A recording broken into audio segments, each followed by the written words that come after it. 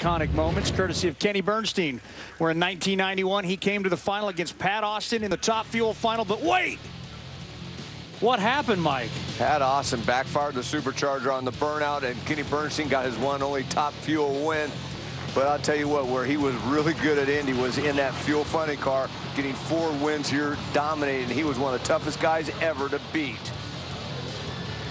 Legend. That's just one of at least 3 nicknames I can think of that describes this man who really needs no introduction. It is Kenny Bernstein, the king of speed and the Bud King, if you will.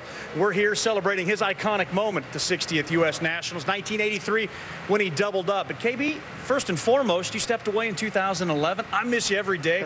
And just like everybody else, wonder what you're up to today. How do you keep yourself busy? Thank you very much. We miss you and we miss the fans too, believe me, and all our friends out here. We've just been pretty busy. It took about a year of unloading everything, closing things down, getting everything in order. We've had a bucket list of a whole lot of things that Cheryl and I wanted to do. Yeah. One of them, we came to your place in Omaha, Nebraska, and saw absolutely the Little League World, the College World Series, which was phenomenal. So things like that. We've been doing a lot of traveling, doing a lot of things, still playing a lot of golf, a little bit of fishing, not as much, but a lot of golf, and just a lot of traveling.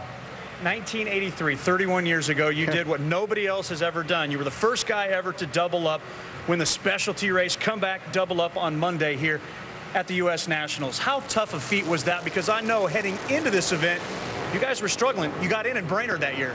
Yes, we were struggling. Dale Armstrong and I both, we were just basically hanging on at that particular time. At Brainerd was when we kind of turned the corner. And Dale said, I think we're going to be okay now. And that actually set it off from that point forward. But when we came in and did this here, we had no idea that we could accomplish that. We knew we were running better than we had been showing for some time. But it was a very hard feat. I'll never forget how I felt after the Bud shootout. Of course, with being my sponsor, it was important to win. Absolutely. So we were proud of doing that. But it took so much out of me emotionally and physically, just being wore out mentally about it because it was such a grind to win that. I got out of the car. We went back to the trailer after all the festivities, and I looked up and I said, man, we got to do this again tomorrow. I don't know if I can do this again tomorrow. And then lo and behold, we won that too, which was even a tougher cause to do, believe me. Such a dynamic career, not just here in the NHRA. You were a car owner as well in IndyCar and NASCAR, winning in all 3 of those series. How'd you find the energy, the strength, the willpower, the determination to do all that? I look back now and I think maybe I wasn't real smart. Maybe that was the thing. I shouldn't have done all those things. You know, it all boils down to one thing, David. People, personnel that are around you, who you have helping you do it.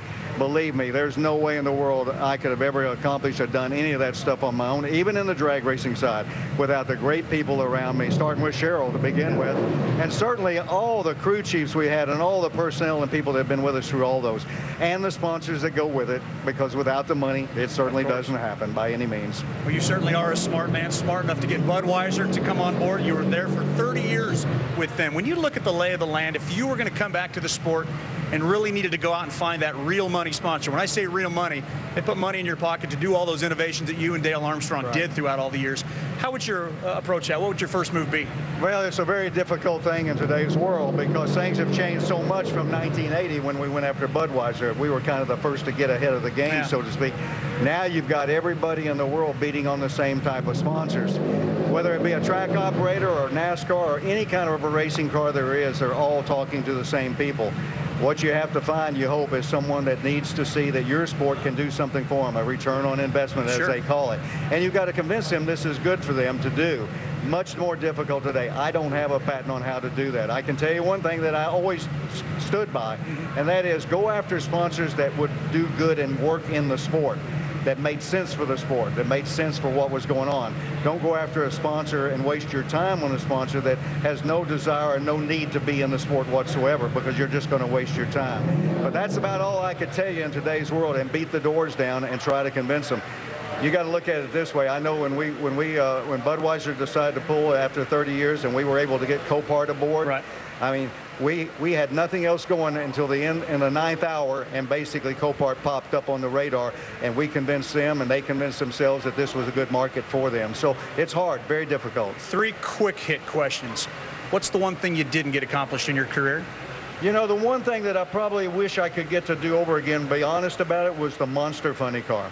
Great sponsor, fantastic company, and we just didn't get the job done for them like I would have liked to have. What's your accomplishment that people don't talk about enough that makes you most proud?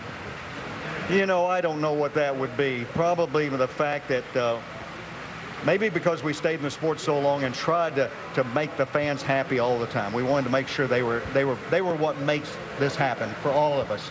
Without the fans, without buying the tickets, without following us and telling Budweiser and the Coparts how good we are and how much they enjoy us, it would never happen. I want them to all know that for sure. And are you good with where your son's at in the sport right now? Yeah, I'm good with it. You know, he's got a great job at Alan Johnson's great team. He's a general manager there. I know he misses driving, and I'm sure he'll get back in it when he can and when that takes place.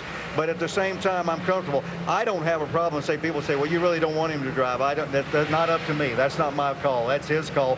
If he wants to drive, that's what he needs to do. I know that if I was a driver and I was at his age and I was out, I'd want right back in there. So I know how he's feeling. The first to 300 miles an hour and certainly a legacy here at the U.S. Nationals will forever be intact. KB, thanks for the time. Always good to see you. Good to see you too, David. Thank you.